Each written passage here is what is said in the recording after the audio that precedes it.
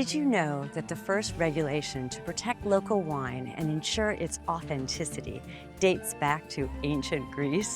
Greece is home to a remarkable array of certified, authentic wines, ensuring they are crafted in specific areas with traditional methods.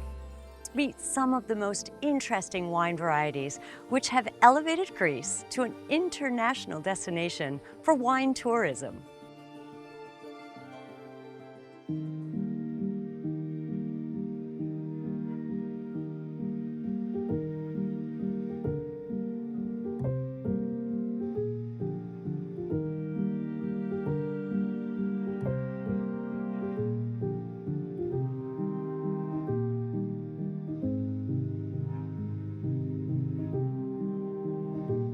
Βρισκόμαστε στη Χερσόνησο της Σιθωνίας, το δεύτερο πόδι της Περιφερειακής Ενότητας Χαλκιδικής, όπως την αποκαλούν πολλοί. Μέσα σε καταπράσινα φυσικά τοπία, οι παραλίες της Σιθωνίας, κοσμοπολίτικες αλλά και πιο ερημικές, μας καλούν να τις εξερευνήσουμε και να κολυμπήσουμε στα κρυστάλλινα νερά τους. Ξεκινάμε την περιήγησή μας από τον πολυσύχναστο και κοσμοπολίτικο Νέο Μαρμαρά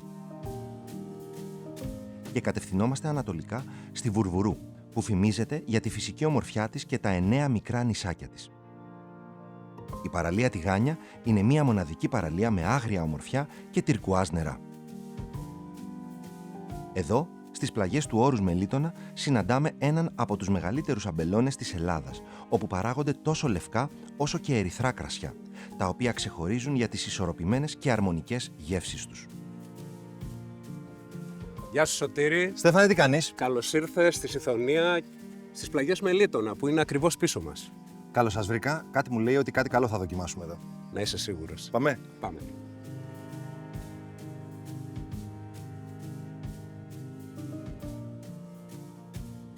Τι το ιδιαίτερο έχει η περιοχή? Καταρχάς, εκεί που είναι φυτεμένα τα αμπέλια, είναι πολύ προσεκτικά επιλεγμένο το σημείο, γιατί είναι επικλινή τα εδάφη, μπορεί το νερό να φεύγει γρήγορα, συγκρατώντας όμως ένα μέρος όσο χρειάζεται το αμπέλι για να μεγαλώσει σωστά.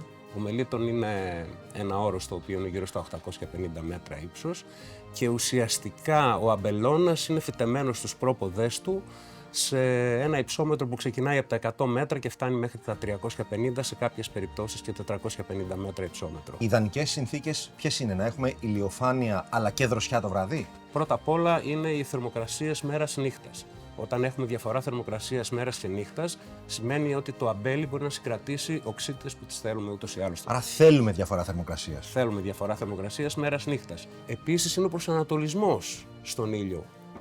Το έδαφος εδώ είναι κυρίως αργυλοπυλώδες, υπάρχει σχιστόλιθος στο υπόστρωμα, το οποίο τι σημαίνει? Είναι ελαφριά εδάφη και αφήνουν να αναπτυχθεί πολύ καλά το αμπέλι στο επάνω μέρος. Στο κάτω, ο σχιστόλιθος επιτρέπει τις ρίζες να φτάσουν πολύ βαθιά και να δώσει πιο συμπυκνωμένα στοιχεία, γιατί αυτό θέλουμε στο τέλος. Δηλαδή, πιο συμπυκνωμένο κρασί. Ακριβώς. Πολύ ποιοτικά το γευστικό προφίλ δηλαδή θα είναι πάρα πολύ πολύπλοκο. Θα είναι αυτό που θέλεις να πετύχεις στην ουσία.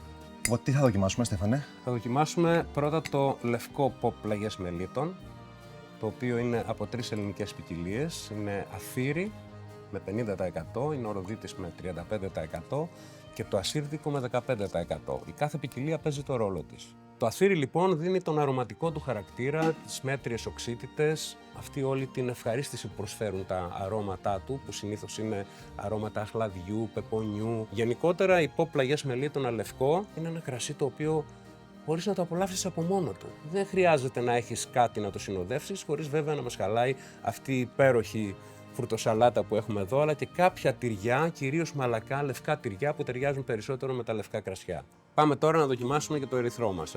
Για δούμε. Εδώ τι ποικιλίες θα δοκιμάσουμε? Εδώ το λιμνιό συμμετέχει με μίνιμουμ 70% ποσοστό, ουσιαστικά κυριαρχεί, και το υπόλοιπο 30% είναι οι ποικιλίες Cabernet Sauvignon και Cabernet Franc. Πλέον θα μπορούσε το λιμνιό να σταθεί από μόνο του ή χρειάζεται και το Cabernet Franc και το Cabernet Sauvignon?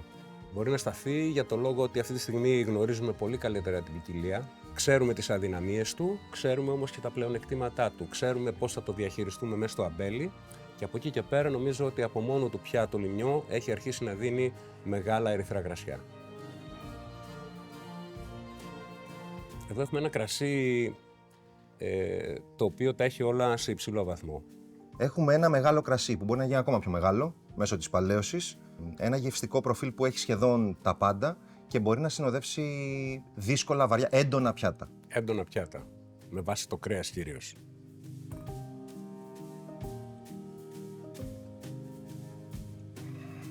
Στέφανε, ευχαριστούμε πάρα πολύ για τις πληροφορίες και για τη δοκιμή που κάναμε.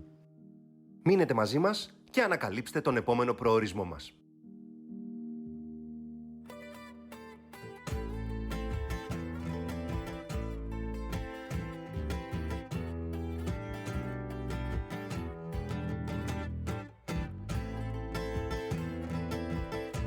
Βρισκόμαστε στη Βόρεια Πελοπόννησο και εξερευνούμε την περιοχή της Αιγιαλίας, με πρωτεύουσα το Αίγιο. Σε απόσταση αναπνοής μας καλωσορίζουν οι όμορφες παραθαλάσσιες κομοπόλεις της Ακράτας, του Διακοπτού και της Αιγύρας, στολίδια του Κορινθιακού. Στην ορεινή ενδοχώρα, οι πλαγιές της Αιγιαλίας αποτελούν αναγνωρισμένη αμπελουργική ζώνη, με κρασιά πιστοποιημένα ως POP από το 2004. Αποτέλεσμα της ιδιαίτερης γεωμορφίας και της μακράς συνοικής παράδοσης της περιοχής. Λοιπόν, Τάσο, για τοποθέτησέ μας λίγο στο χάρτη. Τι βλέπουμε, πού βρισκόμαστε, υψόμετρο. Βρισκόμαστε στον Αϊβλάση των πλαγιών της Αιγιάλειας στα 850 μέτρα υψόμετρο, μία από τις μοναδικές αμπελουργικές περιοχές του κόσμου. Στις πλαγιές της Αιγιάλειας υπάρχουν τα 5 βασικά χαρακτηριστικά που υπάρχουν σε όλους τους αμπελώνες του κόσμου ταυτόχρονα. Και αυτά είναι η βορεινή έκθεση, αυτό που βλέπουμε απέναντί μας, τα βουνά της Στερεάς Ελλάδας είναι ο Βοριάς. Στο νότο έχουμε τα μεγάλα βουνά της Πελοποννήσου, Παναχαϊκό, Χελμός, τα οποία είναι ασπίδες απέναντι στους νοτιάδες. Είναι οι άνεμοι του κόλπου, του Κορινθιακού κόλπου, του καναλιού, που είναι εγκάρσιοι στα αμπέλια, οπότε δροσίζουν και αφαιρούν την πιθανότητα να έχουμε ασθένειες στους αμπελώνες. Όταν πέφτει ο ήλιος, το βραδάκι. Οι αμπελώνες από τον πλαγιών της Αιγιάλειας ξεκινάνε στα 500 μέτρα υψόμετρο και φτάνουν μέχρι τα 1100. Είναι και αυτό το τέταρτο ποιοτικό χαρακτηριστικό. Και το πέμπτο είναι η γυτνίαση με τη θάλασσα, το φυσικό κλιματιστικό, όπως λέμε. Μια σταθερή πηγή θερμοκρασίας. Σταθερές θερμοκρασίες για τους αμπελώνες σημαίνει μεγάλη βλαστική περίοδος. Μεγάλη βλαστική περίοδος σημαίνει αποκόμιση φρούτων, αρωμάτων, γεύσεων, οξύτητα, όλα αυτά που θέλουμε στα μοντέρνα κρασιά και μας καθορίζουν φυσικά και όλη μας την εινοποίηση και την παραγωγή των κρασιών. Εδώ έχουμε φέρει τη βασική ποικιλία των πλαγιών της Αιγιάλειας που είναι ο Ροδίτης. Μάλιστα. Το Ροδίτη το ξέρουμε στην περιοχή ήδη από το 16ο αιώνα. Υπάρχει ποίημα των Ιωνίων νήσων που αναφέρει όλες τις ποικιλίες και στο τέλος καταλήγει «Μα κι ώσπου όλα τα φουμίζει είναι ο Ροϊδίτη, ο κόκκινος Ροϊδίτης», που σημαίνει αυτός που είναι ο καλύτερος είναι ο Ροδίτης. Και έχουμε φέρει και το μαύρο καλαβριτινό. Είναι μια ποικιλία που γενικά υπήρχε στα χωριά που ήταν πέριξ των καλαβρίτων.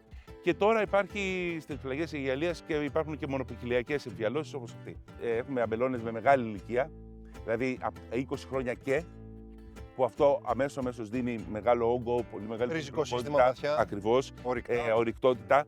Λοιπόν, και το βασικό χαρακτηριστικό είναι ότι εδώ στην Αιγιάλεια, επειδή υπήρχε η σταφίδα, την εποχή τη δεκαετία του 70 που ήταν η μεγάλη αναμπέλωση, δεν χάλασε ο κλόνος του Ροδίτη, ο οποίος είναι ο κόκκινος μικρόρογος Ροδίτης, ο Ροδίτης Αλεπού. Και εδώ τον έχουμε κατά 80 με 90% στις πλαγιές της Αιγιάλειας. Δεν υπάρχει άλλη περιοχή στην Ελλάδα που να το έχει.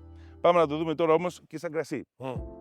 Χαρακτηριστικό του Ροδίτη, ενός μοντέρνου Ροδίτη, είναι ότι έχει ένα πολύ δροσερό ανθόδες και φρουτόδες άρωμα, το οποίο σαν βασικό χαρακτηριστικό έχει τα τροπικά φρούτα και τα εσπεριδοειδή.